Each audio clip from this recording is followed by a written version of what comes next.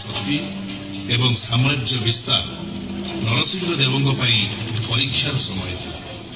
ଓଡ଼ିଶାର ସ୍ୱତନ୍ତ୍ରତା ଏବଂ ସାର୍ବଭୌମତାର ପ୍ରଶ୍ନ ଥିଲା। ନରସିଂହ ଦେବ ପ୍ରଜାମାନଙ୍କ ଶକ୍ତି ଉପରେ ଆସ୍ଥା ରଖିଥିଲେ। ସେ ଓଡ଼ିଶାର ଏକତା ଏବଂ ଅଖଣ୍ଡତାର ଧ୍ୱଜା ନିଜ ହାତକୁ ନେଇ ଓଡ଼ିଶାକୁ ରକ୍ଷା କରିବାରେ ଲାଗି ପଡ଼ିଲେ।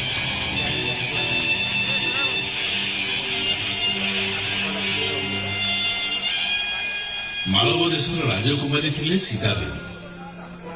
ସୁନ୍ଦରୀ, ସୁଶୀଳା ଏବଂ ସର୍ବଗୁଣ ସମ୍ପନ୍ନ। ମାଳବ ଦେଶ ସେତେବେଳେ ମୁସଲମାନ ମାନଙ୍କ ଅଧୀନରେ ଥିଲା। ସେହି ପ୍ରଦେଶର ରାଜକୁମାରୀ ସୀତା ଦେବୀଙ୍କ ସହିତ ନରସିଂହ ଦେବଙ୍କ ବିବାହ ସମ୍ପନ୍ନ ହେଲା। ସୀତା ଦେବୀ ରାଜରାଣୀ ହେଇଗଲେ। ମହାରାଣୀ, ମୋତେ ଶୀଘ୍ର ଯୁଦ୍ଧ ପାଇଁ ପ୍ରସ୍ଥାନ କରିବାକୁ ପଡ଼ିବ। ରାଜ୍ୟର ସୀମାରେ ଯବନମାନେ ପୁନର୍ବାର ଡେରା ପକେଇଲେ। ତୁଫାନ ଖାନ୍ ଉତ୍କଳକୁ ପରାଧୀନ କରିବାକୁ ଚାହୁଁଛି, କିନ୍ତୁ ଉତ୍କଳ କାହା ଉପରେ ଆଶ୍ରିତ ନୁହେଁ। ଗଙ୍ଗ ସାମ୍ରାଜ୍ୟର ରକ୍ଷା ପାଇଁ ପ୍ରାଣର ଆହୁତି ଦେବାକୁ ପଡ଼ିଲେ ମଧ୍ୟ ପଛଘୁଞ୍ଚା ଦେବିନି।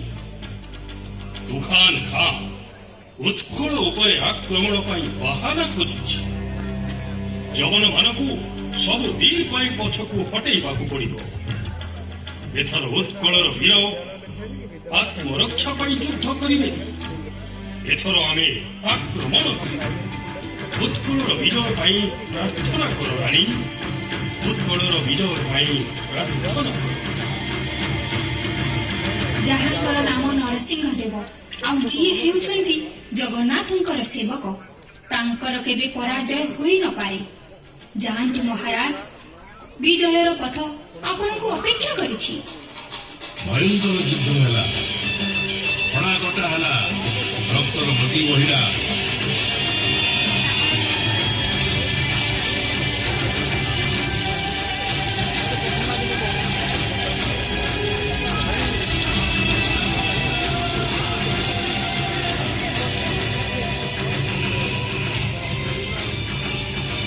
ନରସିଂହ ଦେବଙ୍କ ବୀରତ୍ୱ ଏବଂ ପାଇକମାନଙ୍କର ଯୁଦ୍ଧ କୌଶଳ ଆଗରେ ତୁଘାନ ଖାଁଙ୍କ ପରାଜୟ ନିଶ୍ଚିତ ଥିଲା।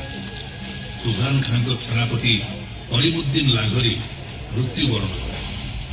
ଓଡ଼ିଶା ପରବର୍ତ୍ତୀ 300ରୁ ଅଧିକ ବର୍ଷ ପାଇଁ ସ୍ୱତନ୍ତ୍ର ହୋଇଗଲା। 1568ରେ ଆକବରଙ୍କ କାଳରେ ଓଡ଼ିଶାକୁ ସମ୍ପୂର୍ଣ୍ଣ ଭାବରେ କେବେ ପରାଧୀନ କରାଯାଇ ପାରିନଥିଲା।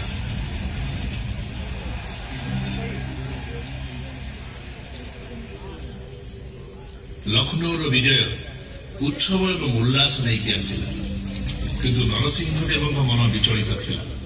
ଅଶାନ୍ତ ନରସିଂହ ଦେବଙ୍କ ଅସ୍ଥିରତା ତାଙ୍କ ପତ୍ନୀ ସୀତା ଦେବୀଙ୍କୁ ବିଚଳିତ କରୁଥିଲା। ବିଜୟର ମାଳା ଗଳାରେ ଧାରଣ କରିଥିବା ମହାରାଜ, ଏବେ ତ ପ୍ରଦେଶ ପୂର୍ବ ଅପେକ୍ଷା ଅଧିକ ଶାନ୍ତ ଅଛି। ଆପଣଙ୍କ ଯଶ ଆପଣଙ୍କ ଆଗେ ଆଗେ ଚାଲୁଛି, ତଥାପି ଆପଣ ଚିନ୍ତିତ। ସୂର୍ଯ୍ୟଙ୍କ ପରି ଦୀପ୍ତିମାନ ମୁଖ କାହିଁକି ମଉଳି ଯାଇଛି ମହାରାଜ?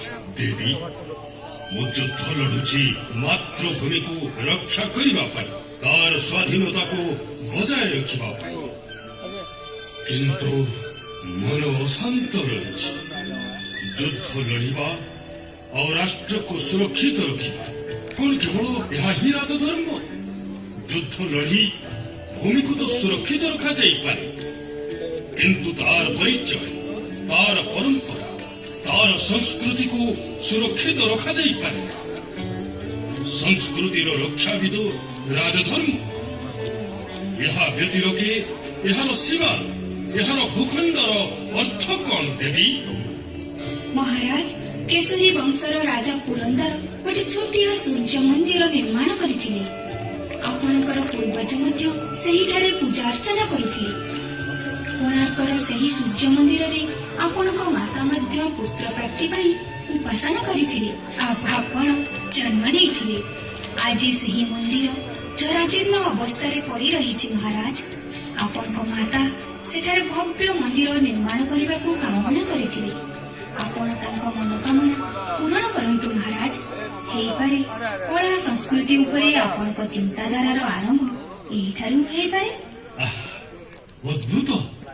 ଏହାଠାରୁ ଭଲ କଥା ଆଉ କଣ ହେଇପାରେ ଦେବୀ? ଖୁବ୍ ଶୀଘ୍ର ନିର୍ମାଣ କାର୍ଯ୍ୟ ଆରମ୍ଭ କରିବାକୁ ପଡ଼ିବ।